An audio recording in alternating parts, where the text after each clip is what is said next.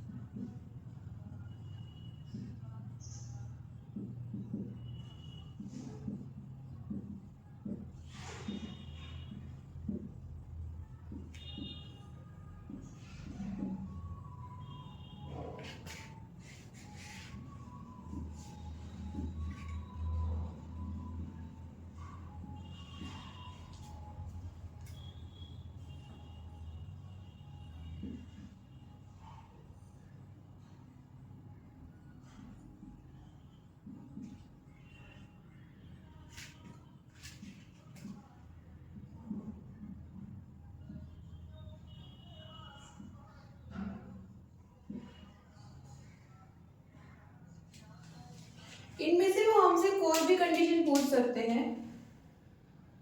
Question किसी भी form में दिया जा सकता है। ओके, क्वेश्चन के साथ में लैंग्वेज वैरी हो जाती है। ओके, ये हमें पता ही है। तो यहाँ पर हमसे क्या क्या पूछा जा सकता है, ये तो वो हमसे पूछ ले कि हमारे पास एक पॉइंट बी है और एक सोर्स है क्यू। ओके, सपोज करते हैं इनके बीच की डिस्टेंस है आर। अब वो हमसे क्या पूछ सकते हैं कि पोटेंशियल एनर्जी फाइंड कीजिए कहां पर, पॉइंट पी पर due to a source. Source means capital Q.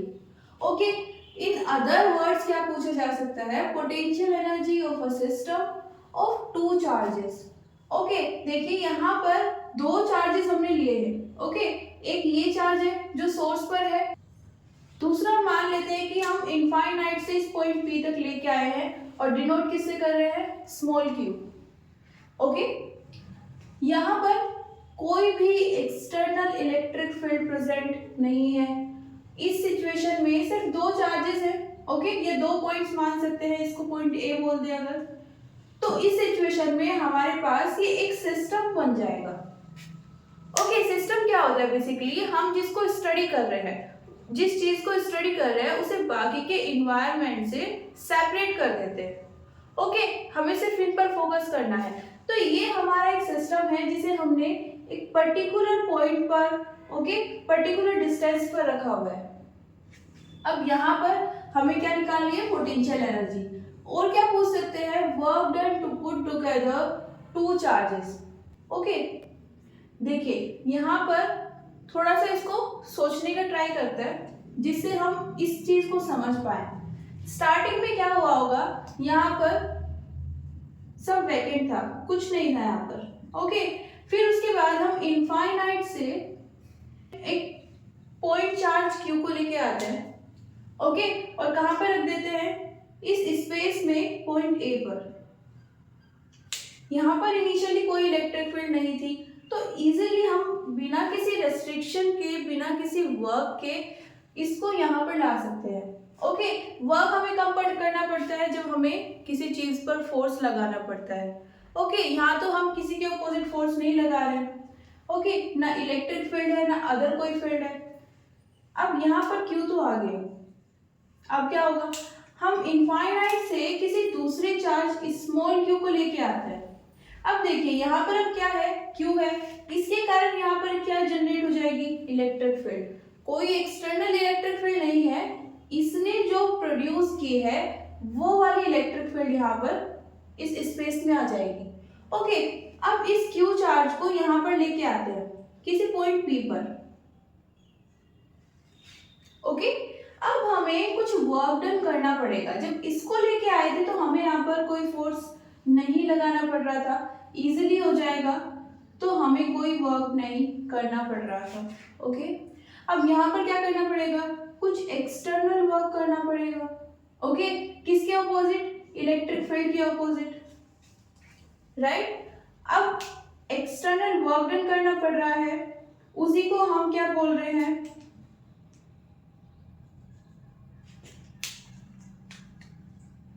System की पोटेंशियल एनर्जी। ओके, यहां पर क्या बोल रहे हैं, इन्होंने इसी चीज को एम्फेसाइज किया है जो हमने अभी यहाँ पे समझा है। वर्क डन बताना है कितना हुआ to put together two charges, दो चार्जेस को साथ में लाए अगर एक पर्टिकुलर डिस्टेंस पर, तो हमें कितना वर्क करना पड़ेगा। तो देखो इसके लिए तो कोई वर्क नहीं करना पड़ा, इसके लिए करना पड़ा। ओके, तो इस पूरे सिस्टम का वर्क डन किसके कारण आ रहा है, इस क्यू चार्ज को लाने में।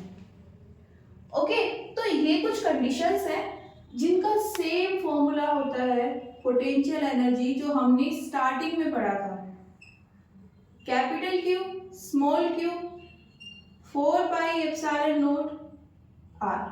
आर क्या है, दोनों के बीच की डिस्टेंस। ओके, स्मॉल क्यू जिसे हम लेके आ रहे हैं इनफाइनाइट से। ओके, ये हो जाएगी पोटेंशियल एनर्जी और यही हो जाएगा हमारा W means work done. Okay, understand. अभी क्या है हमारे पास दूसरी कंडीशन, हमें पोटेंशियल एनर्जी निकालनी है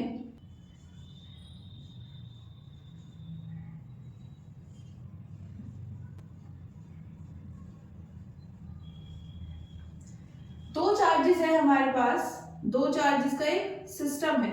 ओके,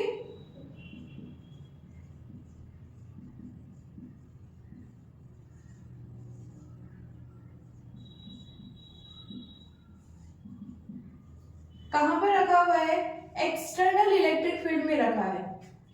ओके, इस बार हमें क्या दिया है, अगेन हमारे पास दो चार्जेस है जिनको हम स्टडी कर रहे हैं, तो ये दो चार्जेस का एक सिस्टम हो जाता है। अब इस सिस्टम को कहां पर रख दिया है, एक्सटर्नल इलेक्ट्रिक फील्ड के अंदर रख दिया है। अब पूछा है कि सिस्टम की पोटेंशियल एनर्जी क्या होगी। ओके, और क्या पूछ सकते थे, इस सिस्टम को इस इलेक्ट्रिक फील्ड के अंदर रखने में कितना वर्क डन करना पड़ा। ओके, सेम इसी सेंस में डिफरेंस क्या है, यहाँ पर एक्सटर्नल इलेक्ट्रिक फील्ड नहीं थी, यहाँ पर प्रेजेंट है। कैसे करेंगे, पोटेंशियल एनर्जी U से डिनोट कर सकते हैं, क्या हो जाएगी, इसको इरेज करते हैं। देखो सपोज करते हैं ये मेरे पास एक इलेक्ट्रिक फील्ड है, external electric field. Okay, uniform मान लेते हैं इसको। Okay, E। अब इसके अंदर मैंने एक पॉइंट लिया है A। अब देखो ये हमने कल पढ़ा था कि अगर किसी भी स्पेस में हमने इलेक्ट्रिक फील्ड को डिफाइन कर दिया है, मीन्स हमें पता है कि इस पर्टिकुलर स्पेस में कोई इलेक्ट्रिक फील्ड है, तो वहां पर हम कोई चार्ज बाहर से लेके आए या ना लेके आए, जितने भी पॉइंट्स हैं उस स्पेस के, उन सभी पर कुछ ना कुछ पोटेंशियल रहेगा। ओके, पोटेंशियल उनके ऊपर आ चुका है, किसके कारण, इलेक्ट्रिक फील्ड के कारण। अब सपोज मैं ये पॉइंट A ले लेती हूं जिसके पास मैंने Q1 चार्ज रखा है। ओके, अब इसके लिए पोटेंशियल एनर्जी कैसे फाइंड होगी, Q1 V R1। Okay, consider करते हैं कि यहां पर एक दूसरा पॉइंट है B, उस पर Q2। ओके, इन चार्जेस को हम इनफाइनाइट से लेके आए हैं, तो इसके लिए क्या हो जाएगा, Q2 VR2। ओके, ये पोटेंशियल है इस पोजीशन पर और ये पोटेंशियल है इस पोजीशन पर। ओके, ये दोनों चार्जेस हैं। अब R1 R2 क्या है, सपोज इन दोनों के बीच की डिस्टेंस R है, तो इनके बीच में हम एक रेफरेंस पॉइंट लेते हैं। ओके, जो हमें सिस्टम दिया होगा चार्जेस का, उनको ज्वाइन करने वाली लाइन पर क्या लेंगे, एक रेफरेंस पॉइंट, ये बोल सकते हैं एक मिड पॉइंट लेंगे। ओके, रेफरेंस पॉइंट किसे बोलते हैं, जहां से हम फिक्स कर देते हैं कि सारी डिस्टेंस हम यहीं से मेजर करेंगे। ओके, तो यहाँ पर हमें रेफरेंस सिस्टम की जरूरत पड़ेगी, क्योंकि पहले क्या हो रहा था, हमारे पास एक सोर्स था। ओके, अब हम कोई भी पॉइंट ले रहे थे R1 डिस्टेंस पर या R2 डिस्टेंस पर, हम सब यहाँ से मेजर कर रहे थे इस सोर्स से। तो ये रेफरेंस पॉइंट क्या था, यहाँ पर ये था। ओके, अब यहाँ पर हमारे पास इलेक्ट्रिक फील्ड तो है, लेकिन इसका सोर्स हमें नहीं पता है कहाँ पर है, कितनी डिस्टेंस पर है। तो क्या करते हैं, एक रेफरेंस पॉइंट ले लेते हैं। अब रेफरेंस पॉइंट भी ऐसा लेंगे जिससे हमें कैलकुलेशन करने में इजी हो जाए। ओके, बिकॉज हम सेलेक्ट कर रहे हैं खुद, तो क्या करेंगे, जो हमारे पास जो चार्जेस है उनको ज्वाइन करने वाली जो लाइन है उसी का मिड पॉइंट क्या बना देते हैं, रेफरेंस पॉइंट। ओके, अब इन रेफरेंस पॉइंट से डिस्टेंस मेजर करेंगे। ये Q1 चार्ज है, तो इसकी डिस्टेंस कितनी ले लेंगे, R1, और ये Q2 चार्ज है, तो इसकी डिस्टेंस कितनी ले लेंगे, R2। अब इस स्पेस के A पॉइंट पर पोटेंशियल कितना है, VR1। R1 मींस इस पॉइंट की रेफरेंस पॉइंट से डिस्टेंस। इस B पॉइंट पर पोटेंशियल कितना है, VR2। R2 मींस इस B पॉइंट की इस रेफरेंस पॉइंट से डिस्टेंस। ओके, अब ये लिखने का मतलब क्या है, देखो हमारे पास पोटेंशियल एनर्जी के लिए हमें क्या क्या चाहिए होता है, हमें सोर्स पता होना चाहिए, चार्ज पता होना चाहिए। ओके, जिसको हम लेके आ रहे हैं। अब हमें ये तो पता है कि हम इनफाइनाइट से किन दो चार्जेस को लेके आ रहे हैं इस केस में, लेकिन हमें सोर्स के बारे में नहीं पता है। ओके, तो हम ये वाली कंडीशन अप्लाई नहीं कर सकते हैं, ये फॉर्मूला हम कैरी नहीं कर सकते। तो क्या करेंगे, हमारे पास एक और फॉर्मूला होता है पोटेंशियल एनर्जी का, जो हमने डिफाइन किया था पोटेंशियल के फॉर्मूले से। ओके, हम ये लिखते थे dV equals to du divided by q। इसी को हमने क्या लिख दिया है, v equals to u by q, और यहाँ से u कितना आ जाएगा, qv। अब ये कौन सा चार्ज है जिसे हम इनफाइनाइट से लेके आ रहे हैं। ओके, और ये कौन सा पोटेंशियल है, इस चार्ज को जिस पॉइंट पर रखना चाहते हैं उस पॉइंट पर कितना पोटेंशियल है। ओके, किसके कारण, इलेक्ट्रिक फील्ड के कारण। तो ये हो गए हमारे पास। अगर हमें इनफाइनाइट से इन दो चार्जेस को लाना है, और कहाँ पर लाना है, इस इलेक्ट्रिक फील्ड के अंदर किसी दो पॉइंट्स पर, तो हमें कितना वर्क डन करना पड़ेगा, इसको लाने में इतना वर्क डन, किसके अपोजिट, इस इलेक्ट्रिक फील्ड के अपोजिट। इसको लाने में, Q2 को लाने में इतना वर्क डन, अगेन किसके अपोजिट, इलेक्ट्रिक फील्ड के अपोजिट। ओके, लेकिन एक और टर्म यहाँ पे ऐड होनी है। क्या टर्म है, plus Q1 Q2 divided by 4 pi epsilon not R।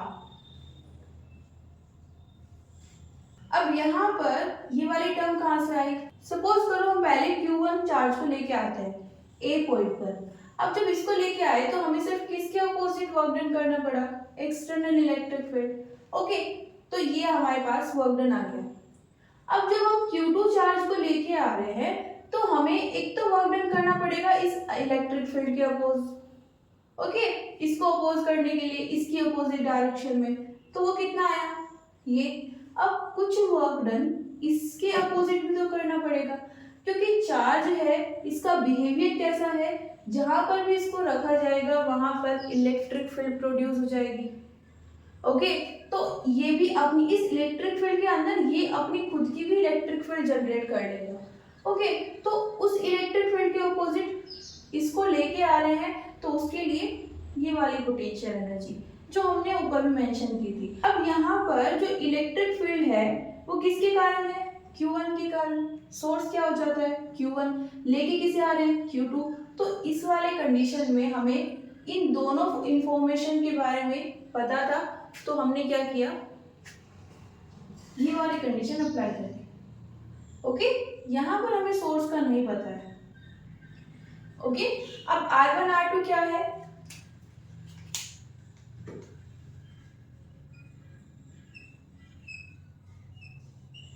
इसी को हम R1 R2 बोल रहे हैं, R1 2। ओके, इन दोनों पॉइंट्स के बीच की टोटल डिस्टेंस। ओके, इस केस में देखें तो इन दोनों को ऐड कर देंगे तो यही आ जाएगा। ओके, लेकिन अगर किसी और केस की बात करें, जनरली बात करें, तो मिड पॉइंट अगर यहाँ पर नहीं है तो ये सीधा सीधा इसके इक्वल नहीं रहेगा, इसलिए हमने इसको R1 प्लस R2 नहीं लिखा है। ओके, बट इस केस में हो सकता है। तो ये हमारे पास दो कंडीशंस हैं, एक और कंडीशन है उसे भी देखते हैं। नंबर 3,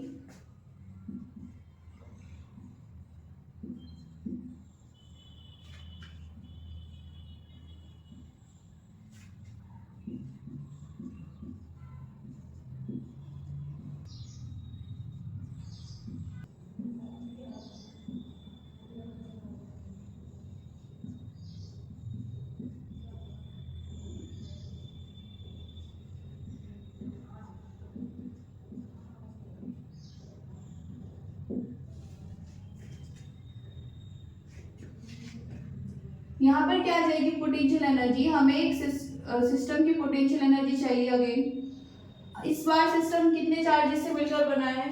2 से ज्यादा चार्ज है, कितने भी हो सकते हैं, 3, 4, 5, 6, कितने भी हो सकते हैं। उन चार्जेस को हमने क्या किया है, हम इसी को आगे लेके जा रहे हैं। यहाँ पर हमने क्या किया था, 2 पॉइंट चार्जेस को एक दूसरे के पास रखा था, एक फिक्स पर्टिकुलर डिस्टेंस पर r पर। ओके, यहाँ पर हम क्या कर रहे हैं, हम 2 से ज्यादा चार्जेस को कुछ पर्टिकुलर पॉइंट्स पर लेके आ रहे हैं, एक दूसरे के आसपास। ओके, एक एग्जांपल से समझते हैं इसको।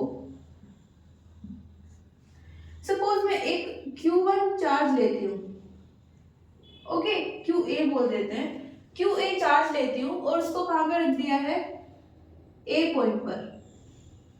ओके, कहाँ से आया ये? इनफाइनाइट पर। अब यहाँ पर इसको लाने में कोई वर्क हुआ है क्या? वर्क इन द, देखो थोड़ी तो एनर्जी लगेगी बिकॉज हम काम करा रहे हैं, लेकिन कोई एक्सटर्नल वर्क डन हमें ऐसा नहीं करना पड़ रहा है जो इलेक्ट्रिक फील्ड के ऑपोजिट जा रहा है। ओके, किसी इलेक्ट्रिक फील्ड के ऑपोजिट हमें कोई काम नहीं करना पड़ रहा है। यहाँ पर कोई इस सिचुएशन में इलेक्ट्रिक फील्ड नहीं है। ओके, अब क्या करते हैं, इसको यहाँ पे रख दिया है, अब यहाँ पर इलेक्ट्रिक फील्ड आ गई है। ओके, इस चार्ज को इस पॉइंट ए पर रख दिया है, तो अब ये क्या करेगा, अपनी चारों ओर इलेक्ट्रिक फील्ड क्रिएट कर लेगा। ओके, अब क्या करते हैं, एक और चार्ज को लेके आते हैं, QB चार्ज इनफाइनाइट से। ओके, और उसे यहाँ पर B पॉइंट पर लाकर रख देते हैं। ओके, अगेन एक और चार्ज लेके आते हैं, QC, उसे रखते हैं C पॉइंट पर।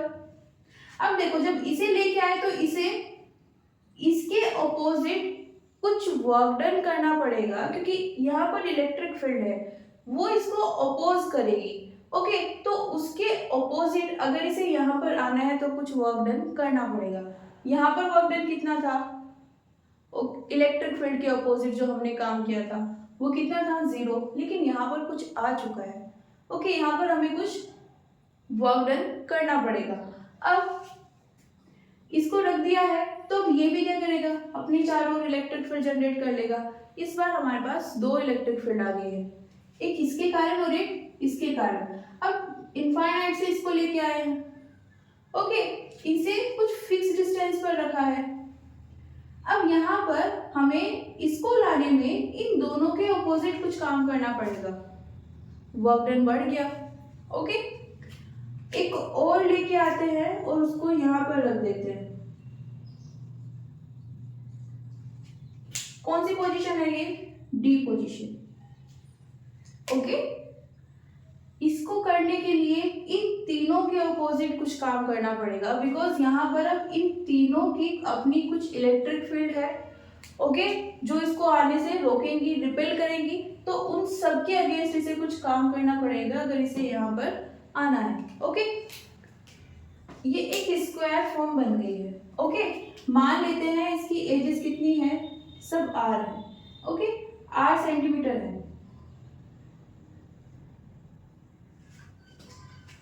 ओके, अब हमसे पूछा गया है ये क्वेश्चन कि हमें इस सिस्टम की पोटेंशियल एनर्जी जाननी है, कितना आपको नेट वर्क करना पड़ा इन सबको साथ में लाने के लिए, वो वर्क डन हमें बता दीजिए। तो क्या करेंगे, देखो एक सिंपल सा मेथड यूज करते हैं। क्या करते हैं, जब हम वर्क डन निकालते हैं तो हमें दो दो चार्जेस के पेयर लेने पड़ते हैं। ओके, एक सोर्स और दूसरा जिसे हम इनफाइनाइट से लेके आ रहे हैं। ओके, तो यहाँ पर क्या करेंगे, दो दो के पेयर बना देते हैं। Potential energy A and B के लिए प्लस बी और सी के लिए कितने पेयर बन जाएंगे, यहाँ पर C and D plus D A, 4 pair बन गए हैं। हो सकता है हमें पेयर्स बनाने में कंफ्यूजन हो जाए।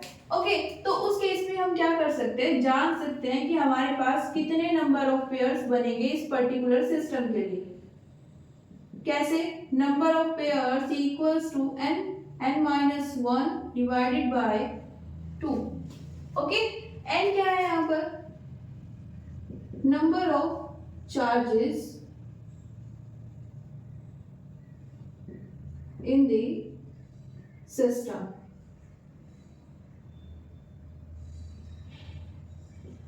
किससे रिप्रेजेंट कर रहे हैं, स्मॉल n से। एक बार इसके लिए चेक कर लेते हैं, हमने 4 बनाए हैं, और भी ज्यादा बनेंगे क्या, या हमने करेक्ट बना दिया। ओके, तो कितने हो जाएंगे नंबर ऑफ पेयर्स, यहाँ पर कितने चार्जेस हैं, 4, 4 माइनस 1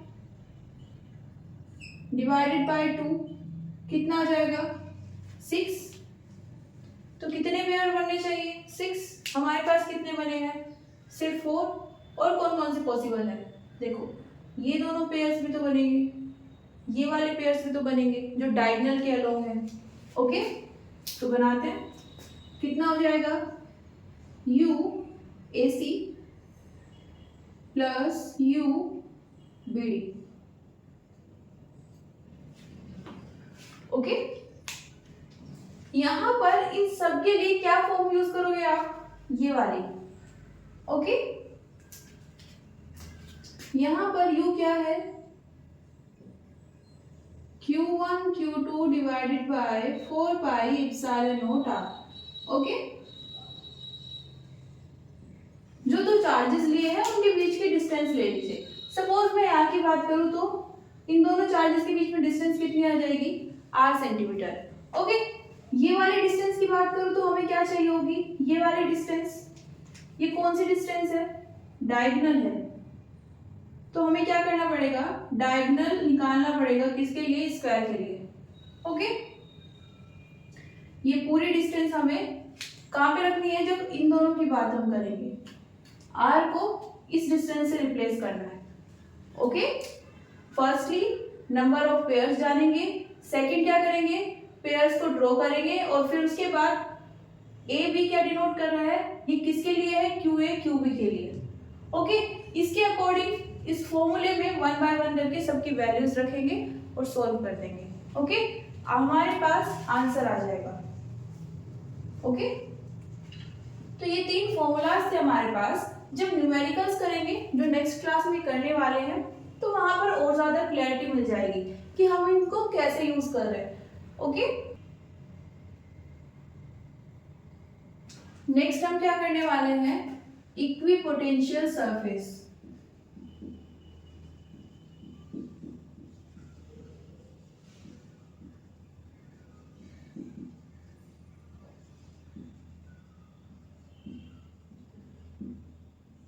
क्या होती है इक्विपोटेंशियल सरफेस, देखो नाम ही पढ़ के लग रहा है कि इक्वल पोटेंशियल की बात कर रहे हैं। ओके, एक ऐसी सरफेस जिसके एवरी पॉइंट पर हमारे पास जो पोटेंशियल है वो सेम रहेगा। ओके, सपोज करते हैं हमारे पास ये फॉर्मूला होता है पोटेंशियल का, Q divided by 4 pi epsilon not R। Q क्या होता है? सोर्स। ओके, तो मान लेते हैं कि हमारे पास एक Q सोर्स है और इससे R डिस्टेंस पर हमने एक पॉइंट P लिया है। ओके,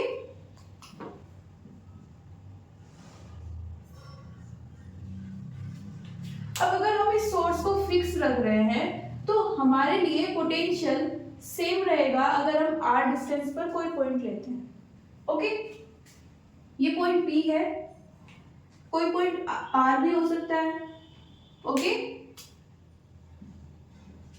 लेकिन अगर हमें सेम पोटेंशियल चाहिए तो हमें इस डिस्टेंस को कितना रखना पड़ेगा? सेम। मींस ये पॉइंट हमें R डिस्टेंस पर ही लेना है। ओके, कहने का मतलब क्या है? इक्विपोटेंशियल सरफेस कब बनी होगी? जब हमने किसी पर्टिकुलर सोर्स से सेम डिस्टेंस पर उसके चारों ओर कुछ पॉइंट्स लिए होंगे। ओके, जैसे हम यहाँ पर कर रहे हैं, हमने एक सोर्स को फिक्स कर दिया है। अब इसके बाद हम R डिस्टेंस पर इसके चारों ओर अगर हम कुछ पॉइंट्स ले सेम डिस्टेंस पर, तो हमें जो सरफेस मिलेगी वो कैसी होगी? Equipotential surface. ओके, कोई नई टर्म नहीं है, अभी तक जो हमने फॉर्मूला पढ़ा है, अगर उसमें R को फिक्स कर दे तो पोटेंशियल फिक्स हो जाएगा। ओके, डिफरेंट हमें पॉइंट लेने हैं, पोटेंशियल सेम रहना चाहिए, उसके लिए क्या करेंगे? सोर्स से सेम डिस्टेंस पर पॉइंट्स लेंगे। ओके, किसी भी डायरेक्शन में लेना है, सोर्स से सेम डिस्टेंस रखेंगे। अब अगर इसकी बात करें तो हमारे पास किस तरह की सरफेस बन जाएगी? इस केस में कोई पर्टिकुलर सरफेस नहीं है कि सिर्फ यही बनेगी इक्विपोटेंशियल के लिए। ओके, सिचुएशन जैसे जैसे चेंज होगी वैसे वैसे सरफेस भी चेंज हो जाएगी। यहाँ पर कैसी हो सकती है? सभी डायरेक्शंस में लेंगे तो हमें थोड़ा आइडिया मिल जाएगा, लेके देखते हैं। तो यहाँ पर इसे क्या बोल सकती है? तो स्फेरिकल शेल या फिर स्फीयर। ओके, अब अगर हम इस डिस्टेंस को थोड़ा इंक्रीज कर दें और उसके बाद पॉइंट्स लें, ओके, तो कैसी मिलेगी हमें सरफेस? कुछ इस तरह।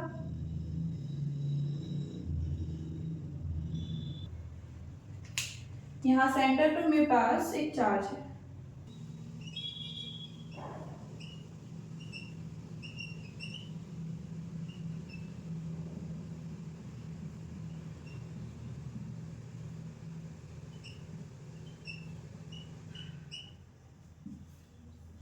अगर हम कोई पॉइंट चार्ज ले लें और हमें क्या चाहिए? इक्विपोटेंशियल सरफेस चाहिए, तो उसके लिए हमें क्या मिल जाएंगे? Concentric spherical surfaces. Okay, distance increase करते जाइए, आपको क्या मिल जाएगी? Equipotential surface. किस शेप की होगी? स्फेरिकल शेप की। ओके, ये कब है हमारे पास? जब हम बात कर रहे हैं एक पॉइंट चार्ज के लिए। तो क्या लिख सकते हैं? इक्विपोटेंशियल सरफेस क्या होती है?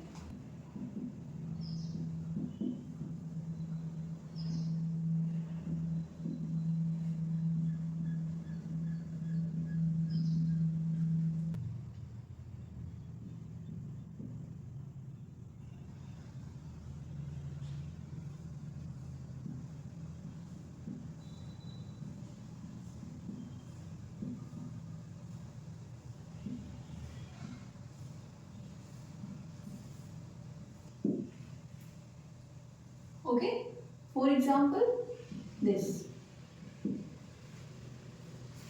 Okay, क्या प्रोसेस रहेगी? हमें ये फॉर्मूला यूज करना है, यहाँ पर जाना है और एज अ रिजल्ट हमें जैसे जैसे हम डिस्टेंस को इंक्रीज या डिक्रीज करते जाएंगे हमें क्या मिल जाएगी? एक पर्टिकुलर पॉइंट के अलोंग कोसेंट्रिक स्फेरिकल शेल्स। अब ये तो बात हुई जब हमारे पास एक पॉइंट चार्ज है। हम तो इलेक्ट्रिक फील्ड यूनिफॉर्म भी स्टडी करते हैं। ओके, यूनिफॉर्म इलेक्ट्रिक फील्ड एक ऐसा एरिया है जिसके सभी पॉइंट्स पर सेम फील्ड है। ओके, उसके लिए कैसा होगा? चलिए देखते हैं। एग्जाम्पल 2।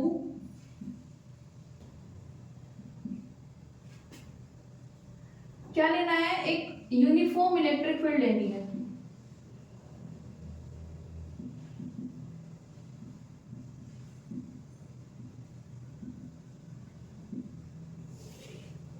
ओके, ड्रॉ करते हैं यूनिफॉर्म इलेक्ट्रिक फील्ड। ये हमारे पास क्या आ गई है, यूनिफॉर्म इलेक्ट्रिक फील्ड। ओके, अब हमें क्या करना है, इक्विपोटेंशियल सरफेस ड्रॉ करनी है। अब देखो यूनिफॉर्म इलेक्ट्रिक फील्ड है, तो इस स्पेस की अगर मैं बात करूं, इस स्पेस में जितने भी पॉइंट्स होंगे उन सब पर सेम इलेक्ट्रिक फील्ड एक्सपीरियंस होगी। Okay, same electric field experience होगी, लेकिन डिस्टेंस तो सबकी डिफरेंट डिफरेंट है। ओके, ऐसे में कैसे ड्रॉ कर सकते हैं इक्विपोटेंशियल सरफेस। सपोज करते हैं कि ये मेरे पास एक सोर्स है, इस तरह की इलेक्ट्रिक फील्ड के लिए कुछ इस तरह का सोर्स रहा होगा, है ना, पॉजिटिव कंसीडर कर रहे हैं, एक्चुअली भी नहीं है, यूनिफॉर्म इलेक्ट्रिक फील्ड की हम बात कर रहे हैं, तो कुछ ऐसा सोर्स पॉसिबल हो सकता है ना। ओके, पॉजिटिव चार्ज और सबसे इस तरह से इलेक्ट्रिक फील्ड लाइंस ड्रॉ की हमने। ओके, अब यहां से अब थोड़ा सा विजन मिला है कि ये सोर्स है हमारे पास, इस सोर्स से फिक्स डिस्टेंस लेनी है। ओके, डिफरेंट डिफरेंट पॉइंट्स लेने हैं, डिस्टेंस सेम रहनी चाहिए, और हमें क्या ड्रॉ करनी है, इक्विपोटेंशियल सरफेस। तो देखिए एक प्लेन हम यहाँ पर कंसीडर करेंगे, ये प्लेन। ओके, इस प्लेन के सभी पॉइंट्स इस लाइन के अलोंग होंगे। ओके, और सभी पॉइंट्स की जो डिस्टेंस है किससे, इस सोर्स से, वो कितनी है, सेम रहेगी। ओके, अभी ये लाइन लग रही है, इसको थोड़ा प्लेन बना देते हैं। ये हमारे पास हो जाएगा एक प्लेन। ओके, जिसको एक्चुअली में ऐसे रखना है। ओके, ये मेरे पास इलेक्ट्रिक फील्ड लाइंस है जो क्या शो कर रही है, यूनिफॉर्म इलेक्ट्रिक फील्ड। अब क्या करना है, इक्विपोटेंशियल सरफेस ड्रॉ करनी है। कैसे कर सकते हैं, ये प्लेन लेते हैं और इसको इस तरह से ड्रॉ करते हैं। ओके, अब क्या होगा, अगर मैं मान लूं कि जो मेरा हाथ है, ओके, ये क्या है, सोर्स है। ओके, एक लाइन सोर्स है जिससे ये सभी इलेक्ट्रिक फील्ड्स ओरिजिनेट हो रही है। ओके, विजुअलाइज कर पा रहे हो, यहाँ पर इस प्लेन पर जितने भी पॉइंट्स होंगे वो इन इलेक्ट्रिक फील्ड लाइंस का जो सोर्स है। ओके, यहाँ पर आप मेरा हाथ कंसीडर कर सकते हैं, वो सोर्स है। तो यहाँ से जितने भी पॉइंट्स है वो सब इक्विपोटेंशियल डिस्टेंस पर सिचुएटेड है। तो इस केस में जितने भी पॉइंट्स थे प्लेन के मेरे हाथ से, जो मैं सोर्स कंसीडर कर रही थी, ओके, दोनों के बीच की डिस्टेंस हमेशा सेम थी। ओके, जैसे जैसे हम ऊपर या नीचे जा रहे थे डिस्टेंस फिक्स थी। तो हमें जो ये प्लेन मिलेगा ये कैसा मिलेगा, equipotential surface. Equipotential surface.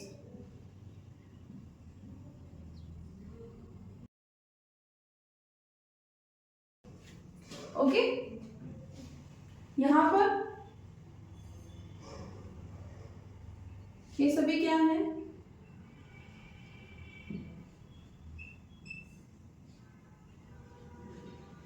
Equipotential surface. Okay, तो अगर कोई पॉइंट चार्ज है तो इस तरह से हम क्या कर सकते हैं, इक्विपोटेंशियल सरफेस का पता लगा सकते हैं। और अगर हमारे पास कोई एक्सटेंडेड चार्ज है, ओके, या फिर कोई यूनिफॉर्म इलेक्ट्रिक फील्ड है, तो उस केस में इस तरह से। ओके, अब नेक्स्ट क्या है, यहाँ पर कुछ रिजल्ट्स आते हैं। ओके, वो रिजल्ट्स क्या है वो देखते हैं।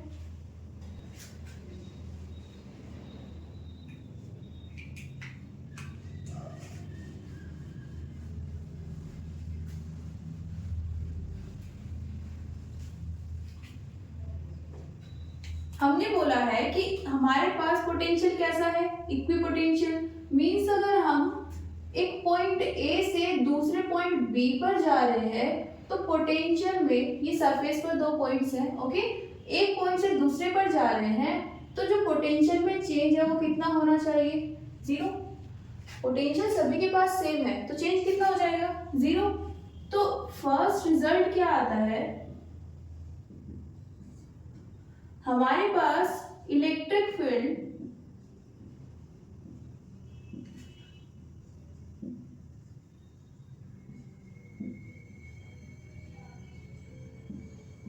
should be perpendicular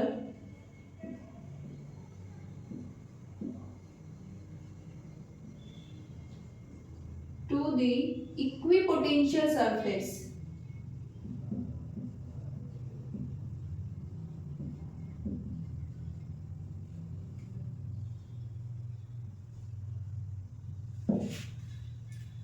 और इलेक्ट्रिक फील्ड में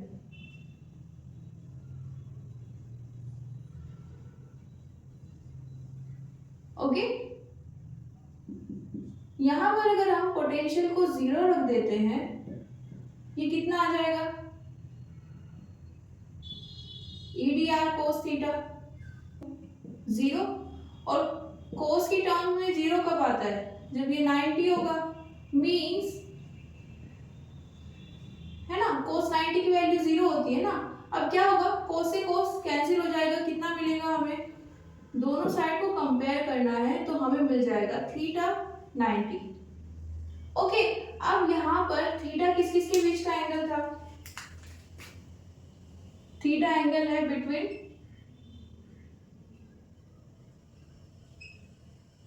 ई एंड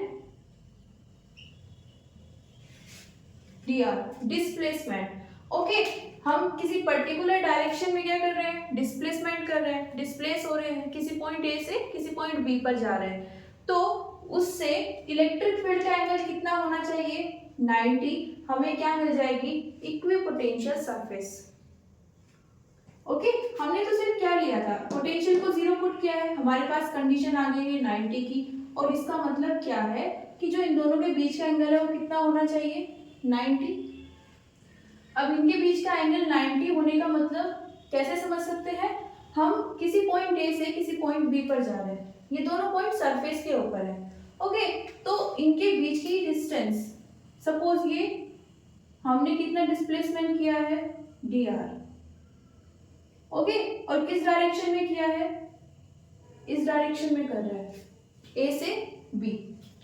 अब इस डिस्प्लेसमेंट की जो डायरेक्शन है, इसकी परपेंडिकुलर डायरेक्शन में क्या होनी चाहिए, इलेक्ट्रिक फील्ड। ओके, तो आपको जो सरफेस मिलेगी वो कैसी होगी, इक्विपोटेंशियल सरफेस। एक बार इसमें देखते हैं, सपोज मेरे पास ये पॉइंट P है। ओके, मैं यहां से इस पॉइंट पर जा रही हूं, इसके पास कोई दूसरा पॉइंट है। ओके, ये dr डिस्टेंस मैंने कवर की है, किस डायरेक्शन में, इस डायरेक्शन में। ओके, अब देखो इस सरफेस के जितने भी पॉइंट्स हैं उन सबके पास पोटेंशियल कैसा है, सेम है, तो जो इसके पास था वही इसके पास होगा। ओके, तो इस केस में dv अगेन कितना हो जाएगा, 0। तो थीटा कितना होना चाहिए, 90। डिस्प्लेसमेंट हम इस डायरेक्शन में कर रहे हैं, तो इलेक्ट्रिक फील्ड की डायरेक्शन परपेंडिकुलर, यही पॉसिबल है। ओके, ये भी हो सकती है। डिस्प्लेसमेंट कहाँ है, इस डायरेक्शन में, इसके परपेंडिकुलर डायरेक्शन या तो ये या फिर ये। अब आते हैं अपने इस डायग्राम पर, हमने क्या लिया था, एक चार्ज लिया था, सपोज ये प्लस क्यू चार्ज है। ओके, इसके कारण इलेक्ट्रिक फील्ड कहाँ पर होगी, इस पॉइंट के लिए ये वाली होगी। ओके, और अगर मैं नेगेटिव चार्ज ले लेती हूँ तो कहाँ पर होगी, ये वाली होगी। ओके, आ रही है ना सेम सिचुएशन।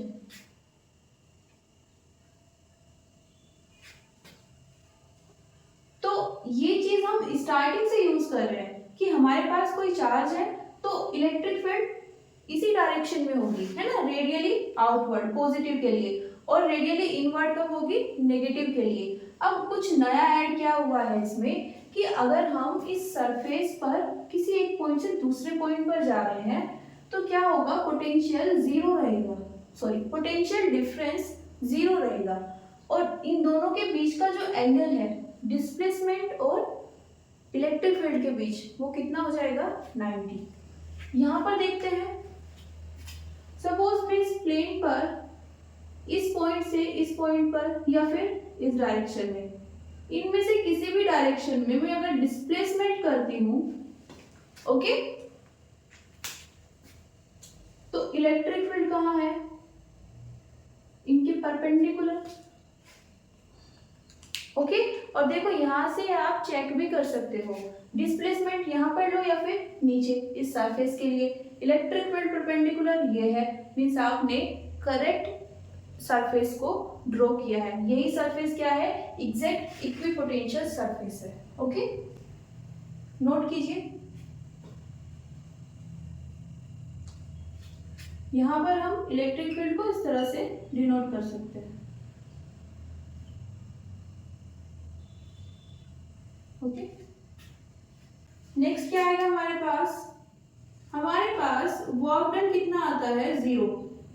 कब, जब हम इक्विपोटेंशियल सरफेस के एक पॉइंट से दूसरे पॉइंट पर जाते हैं। ओके,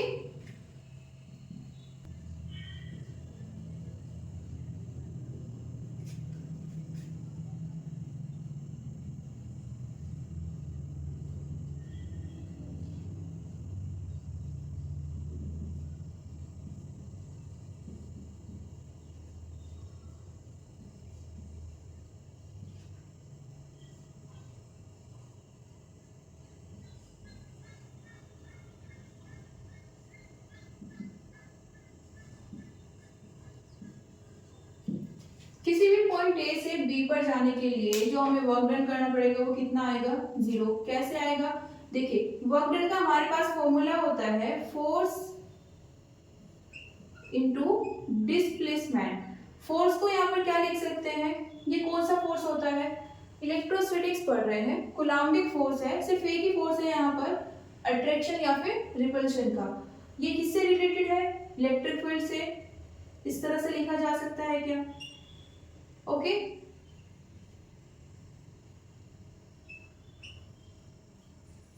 ओके, ये किसके इक्वल होता है, dr के, dv के। dv कितना है, 0, तो ये भी कितना आ जाएगा, 0। ओके, मैथमेटिकली प्रूव है और एक्सपेरिमेंटली भी प्रूव है कि हम इक्विपोटेंशियल सरफेस से एक पॉइंट से दूसरे पॉइंट पर जाएंगे, ओके, तो वर्क डन कितना होगा, 0। ये दो पॉइंट्स थे। नेक्स्ट क्या करते हैं, अगेन कुछ इलेक्ट्रोस्टैटिक कंडक्टर्स के लिए हमारे पास कंक्लूजन्स हैं, ओके, जिनको एक्सपेरिमेंटली चेक किया गया है, मैथमेटिकली प्रूव किया गया है। ओके, तो देखते हैं एक बार उनको भी। इलेक्ट्रोस्टैटिक्स ऑफ कंडक्टर्स,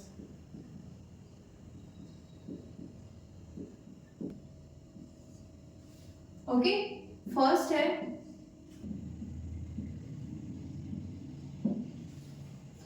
किसी भी कंडक्टर में जो इलेक्ट्रोस्टैटिक फील्ड होगी वो कितनी होगी, 0। कैसे होगी इलेक्ट्रिक फील्ड 0, देखिए एज्यूम कीजिए मेरे पास कोई भी एक कंडक्टर है, ओके, ये सिर्फ किसकी बात हो रही है, ये रिजल्ट किसके लिए है, कंडक्टर के लिए, और वो भी किस सिचुएशन में है, इलेक्ट्रोस्टैटिक्स में। ओके, इलेक्ट्रोस्टैटिक्स मतलब जहां पर चार्ज मूव नहीं कर रहा है।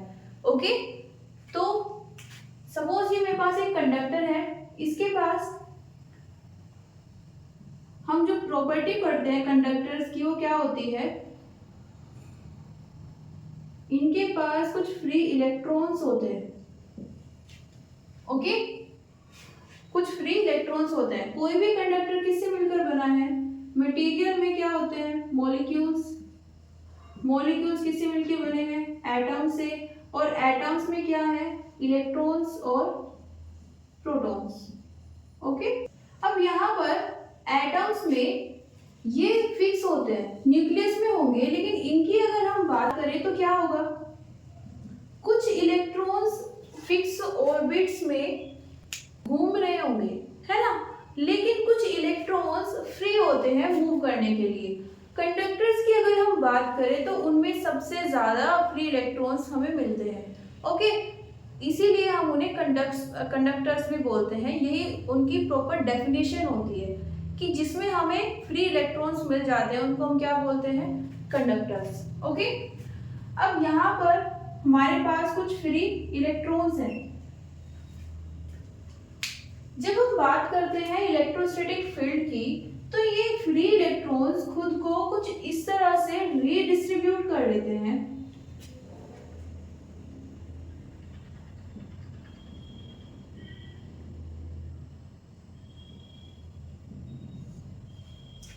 कि हमारे पास जो नेट इलेक्ट्रिक फील्ड आती है इनसाइड द कंडक्टर वो कितनी आती है, 0।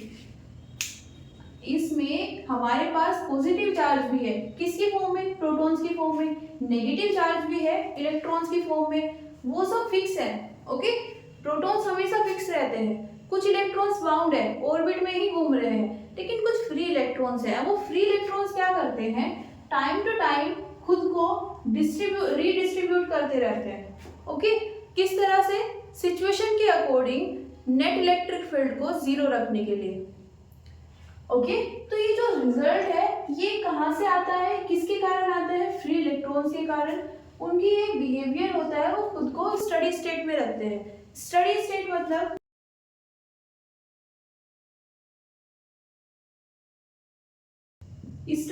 मतलब टाइम के साथ चेंज नहीं हो रही है।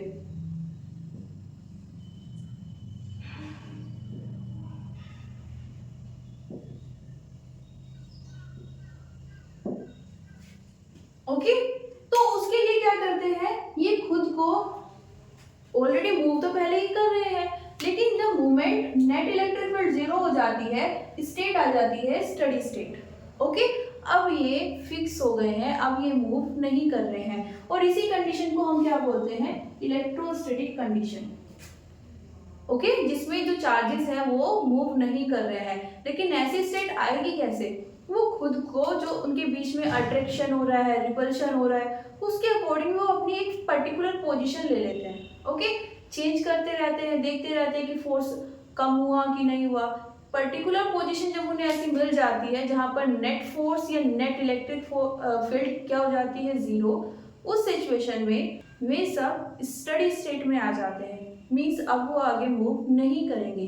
इसको वो इक्विलिब्रियम वाली कंडीशन भी हम मान सकते हैं। ओके, नेक्स्ट क्या है, नेक्स्ट क्या आता है हमारे पास, कंडक्टर था, उस कंडक्टर में जो नेट इनसाइड इलेक्ट्रिक फील्ड थी वो कितनी थी, 0। सपोज अब हम कुछ एक्सटर्नल चार्ज देते हैं इसको। ओके, एक्सटर्नली कोई चार्ज प्रोवाइड करते हैं।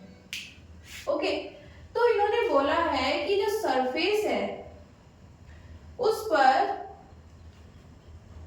Electrostatic field means direction of the field कैसी होनी चाहिए, परपेंडिकुलर टू द सरफेस होनी चाहिए। ओके, देखो इसके अंदर जो चार्जेस है उनके कारण तो जो नेट इलेक्ट्रिक फील्ड है वो कितनी आ गई है, 0। अब अगर हम बोल रहे हैं कि किसी कंडक्टर के पास कुछ इलेक्ट्रिक फील्ड है तो कैसे आई होगी, बाहर से उसको कुछ चार्ज प्रोवाइड कराया होगा, है ना।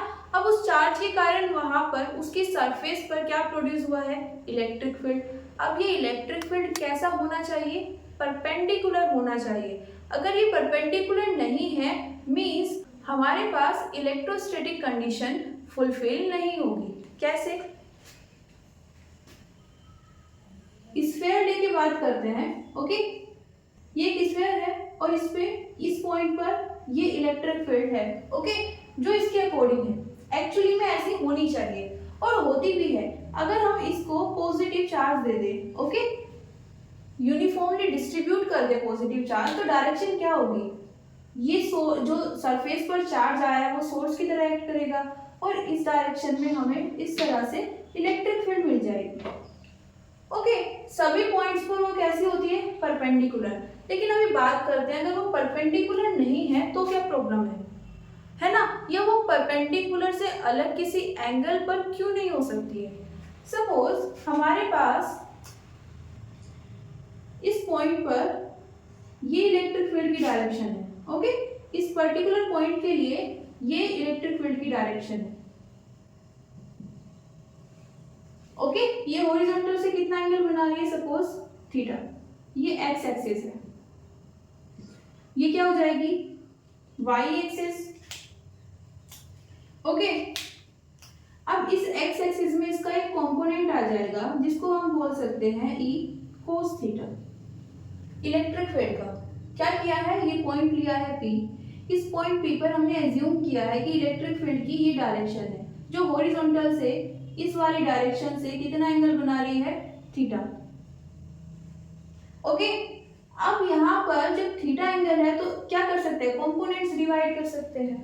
तो x डायरेक्शन में कितनी फील्ड आएगी, e cos थीटा, y में कितनी आएगी,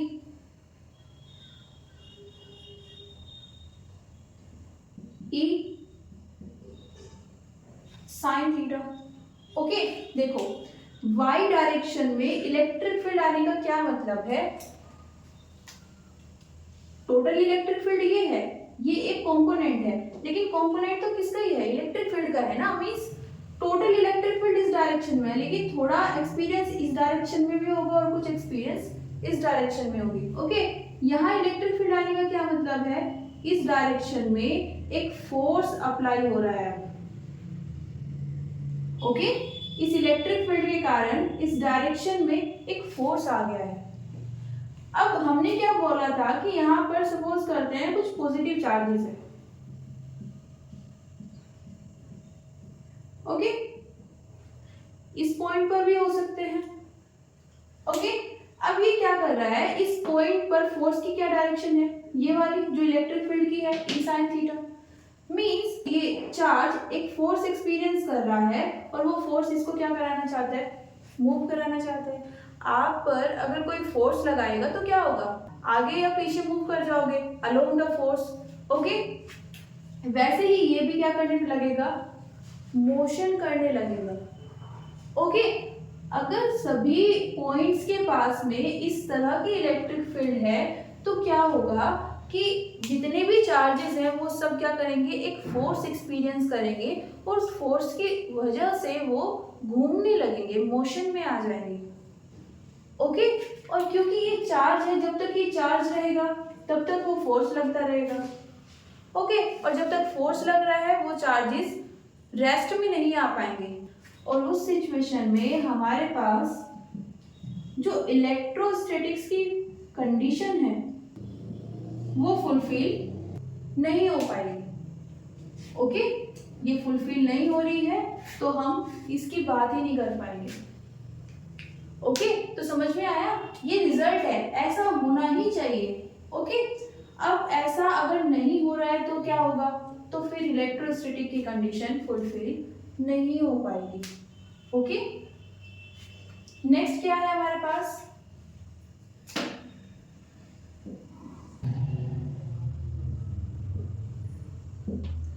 क्या बोल रहे हैं इस पॉइंट में, हमारे पास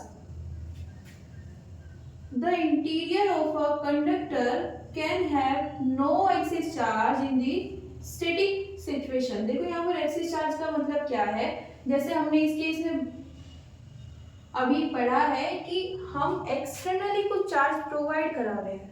ओके, कुछ एक्सटर्नली चार्ज प्रोवाइड कराएंगे उसको क्या बोल रहे हैं, एक्सेस चार्ज। अब बात कर रहे हैं ये इंटीरियर की, ये अगर कंडक्टर है तो इसके इनसाइड की, वहां पर स्टैटिक सिचुएशन होती है और उसमें कोई एक्सेस चार्ज नहीं होता। ओके, मतलब क्या है, देखो अपने पहले वाले पॉइंट पर आ जाते हैं।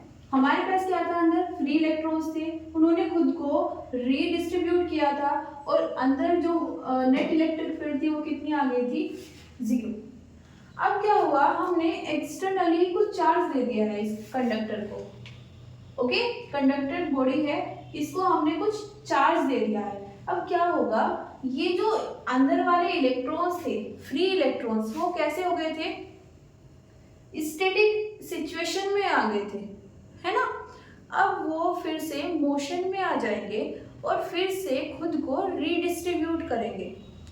कब तक करेंगे, जब तक इस चार्ज ने जो इनसाइड इलेक्ट्रिक फील्ड प्रोड्यूस की है उसको वो 0 ना बना दे। मींस इन चार्जेस ने इस डायरेक्शन में इनसाइड एक इलेक्ट्रिक फील्ड जनरेट की है, ओके, चारों ओर से। अब वो जो अंदर वाले फ्री इलेक्ट्रॉन्स हैं वो खुद को इस तरह रीडिस्ट्रीब्यूट कर रहे हैं कि एक इलेक्ट्रिक फील्ड वो भी जनरेट कर सके। ओके, और ये इलेक्ट्रिक फील्ड इन एक्सटर्नल इलेक्ट्रिक फील्ड को ओपोज करेगी। ओपोज करेगी कब तक करेगी? जब तक net electric field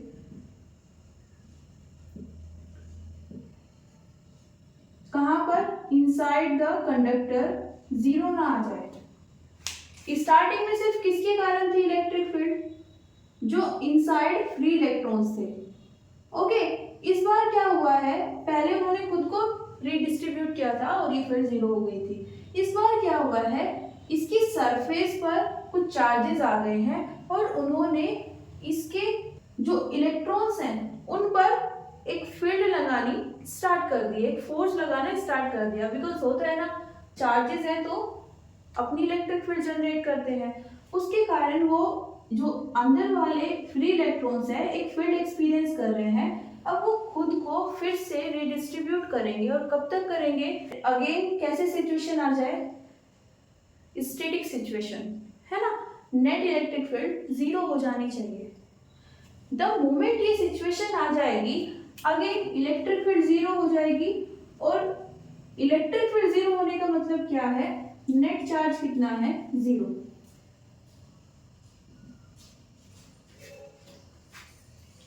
okay, net charge कितना है इनसाइड? जीरो है। तो ये वाला इलेक्ट्रॉन कहां पर गए? ये सिर्फ सरफेस पर रहेंगे। ओके, जो अंदर वाले फ्री इलेक्ट्रॉन्स थे, ये इलेक्ट्रॉन्स अंदर जाना चाहते थे, लेकिन उन्होंने क्या किया, एक ऑपोजिट डायरेक्शन में इलेक्ट्रिक फील्ड और फोर्स जनरेट कर दिया, जिसकी वजह से ये एक्सिस वाले चार्ज है, जो एक्सटर्नल चार्जेस, ये अंदर नहीं जा पाए। ओके, अब ये सिर्फ कहाँ पर है? सरफेस पर। अब जब अंदर कोई चार्ज है ही नहीं, क्योंकि जो पहले फ्री इलेक्ट्रॉन्स थे उन्होंने तो खुद को अगेन वैसे ही डिस्ट्रीब्यूट कर दिया है, जिससे नेट इलेक्ट्रिक फील्ड भी जीरो और नेट चार्ज भी जीरो हो जाए। ओके, और ये सब चार्जेस कहाँ है? सरफेस पर। तो इनसाइड में एक्सिस चार्ज कितना होगा? जीरो। तो याद रखना, हमेशा एक्सिस चार्ज जो होते हैं वो कंडक्टर की सरफेस पर होते हैं।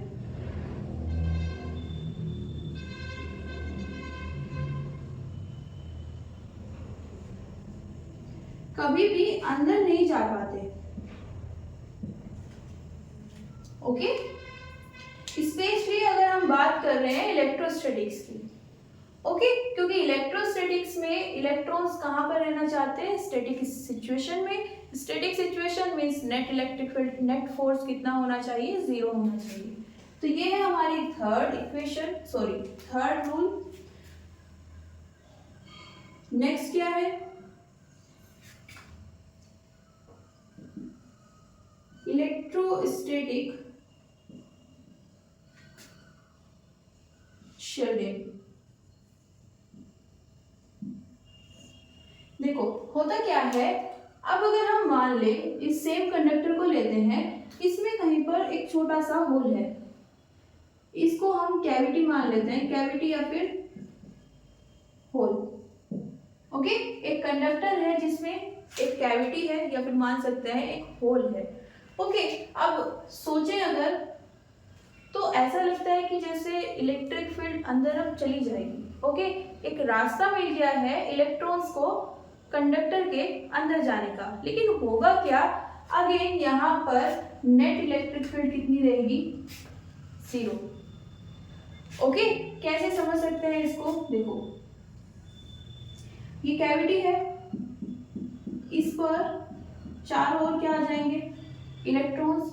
अब कोई भी चार्ज अंदर जाने की अगर कोशिश करेगा तो दूसरा चार्ज क्या करेगा? उसको रिपेल करेगा। ठीक है, ये खुद ही एक दूसरे को अंदर नहीं जाने देंगे। ओके, दूसरा जो अंदर भी फ्री इलेक्ट्रॉन्स है वो भी क्या करेंगे? खुद को अगेन रीडिस्ट्रीब्यूट करना स्टार्ट कर देंगे। ओके, जिससे क्या हो, ये वाले इलेक्ट्रॉन्स एक फोर्स एक्सपीरियंस करें और उस फोर्स के कारण अंदर एंटर ना हो पाए। ओके, इस इफेक्ट को क्या बोलते हैं? Shielding effect. शील्डिंग का मतलब क्या होता है? सेव करना, ओके, प्रोटेक्ट करना, शील्डिंग होगा। अब ये हो कैसे रहा है? क्योंकि यहाँ पर इलेक्ट्रॉन्स के कारण एक इलेक्ट्रिक फील्ड जनरेट हो गई है।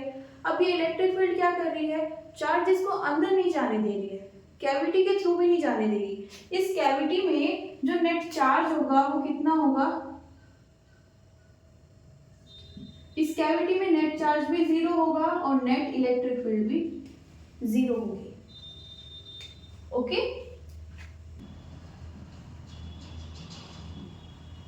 यही क्या कहलाता है? शील्डिंग। क्या हो रहा है यहाँ पर? कैविटी के अंदर भी नेट चार्ज और नेट फोर्स या नेट इलेक्ट्रिक फील्ड कितनी है? 0। और इसके लिए हमें कुछ एक्सटर्नली करने की जरूरत नहीं पड़ी है। जो वहाँ पर पहले से इलेक्ट्रॉन्स थे उन्होंने खुद ऐसा इफेक्ट जनरेट कर दिया है जिसके कारण कैविटी के थ्रू भी चार्जेस अंदर नहीं जा पा रहे हैं, ओके। तो एक लेयर उन्होंने वहाँ पर इस तरह की ड्रॉ कर दी है जिसको चार्जेस क्रॉस नहीं कर पा रहे हैं। उसको क्या बोलते हैं? शील्डिंग इफेक्ट बोलते हैं, शील्डिंग फिनोमेना, ओके।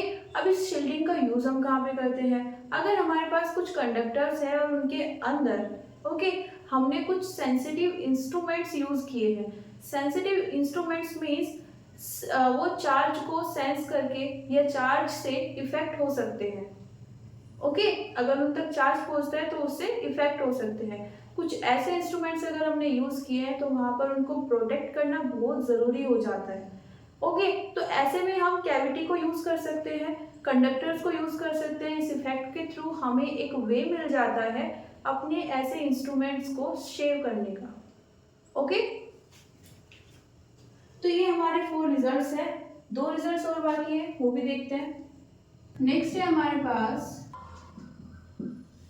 यहाँ पर क्या बोला है? हमारे पास अगर कोई कंडक्टर है तो उस कंडक्टर की सरफेस पर जितना पोटेंशियल होगा वही potential through out the volume रहने वाला है, ओके।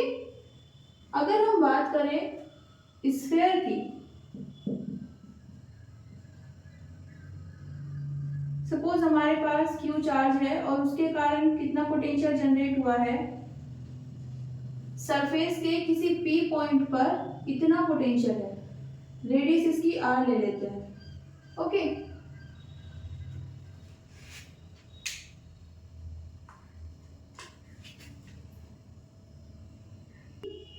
रेडियस है तो इसके अकॉर्डिंग सिर्फ इस P पॉइंट पर ही नहीं, इस वॉल्यूम में इनसाइड में कोई भी पॉइंट ले लीजिए, वहां पर सेम पोटेंशियल रहने वाला है। सपोज ये कोई पॉइंट O है, वहां पर भी सेम पोटेंशियल हमें मिलेगा, ओके। अब ऐसा सिर्फ किस केस में हो रहा है? कंडक्टर के। थोड़ा यहाँ पर कंफ्यूजन हो सकता है बिकॉज हम क्या बोलते हैं, जैसे जैसे रेडियस कम होती है वैसे वैसे पोटेंशियल भी चेंज होने लगता है, ओके। लेकिन जब हम कंडक्टर्स की बात करते हैं वो एक जनरल वे है, जनरल रिजल्ट है, ओके। लेकिन जब हम बात कंडक्टर्स की कर रहे हैं तो ये थोड़ा सा अलग फिनोमिना शो करता है, ओके। कंडक्टर्स में जो हमारे पास बॉडी होगी उसकी वॉल्यूम में भी उतना ही पोटेंशियल होगा जितना उसकी सरफेस पर है, ओके। नेक्स्ट रिजल्ट क्या है? ये हमारे पास इलेक्ट्रिक फील्ड होती है, ओके। कोई भी हमारे पास चार्ज कंडक्टर है अगर, ओके। जब हमने स्फीयर के लिए इलेक्ट्रिक फील्ड निकाली थी फर्स्ट चैप्टर में गॉस लॉ अप्लाई करके, ओके, उसमें हमने एक आउटसाइड पॉइंट लिया था, वहां पर हमारे पास इलेक्ट्रिक फील्ड आई थी, ओके। इसकी सेंटर से डिस्टेंस थी r, ओके। तो यहाँ पर ये वाली इलेक्ट्रिक फील्ड आई थी और जब हम बात कर रहे थे सरफेस की तो हमने r को किससे इक्वेट कर दिया था? स्मॉल r से, और ये कितना हो गया था? Epsilon not, okay. यहाँ पर हम क्या बात कर रहे हैं? हमने सरफेस पर कोई पॉइंट लिया है, उस पर इलेक्ट्रिक फील्ड कितनी होगी तो ये हम ऑलरेडी जानते हैं। कंडक्टर के केस में भी रिजल्ट सेम रहेगा, लेकिन अगर हम किसी आउटसाइड पॉइंट की बात कर रहे हैं और डिस्टेंस हमने मेंशन नहीं की है, ओके, या फिर क्या ले सकते हैं, जो हमारे पास आर है वो लगभग कितना है, स्मॉल आर के इक्वल है। ओके, मीन्स इस सरफेस के एकदम पास में कोई पॉइंट लेते हैं और उस पर इलेक्ट्रिक फील्ड फाइंड करना चाहते हैं, तो कितनी आ जाएगी, वही जो सरफेस पर है। ओके, मीन्स जो हमारे कंडक्टर्स होते हैं वो जब इलेक्ट्रिक फील्ड प्रोड्यूस करते हैं तो उनकी सरफेस पर हमें जो इलेक्ट्रिक फील्ड की वैल्यू मिलेगी उसके बाहर भी छोटे से डिस्टेंस तक उस सरफेस के चारों ओर सेम इलेक्ट्रिक फील्ड एक्सपीरियंस की जा सकती है। ओके, जिस तरह से हमने ये किया था उसी तरह से इसको भी प्रूफ किया जा सकता है, लेकिन हमें सिर्फ रिजल्ट्स देखने हैं और उनको यूज करना है। Okay,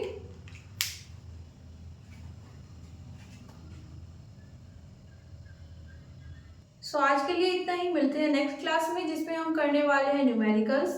so thank you everyone, see you soon.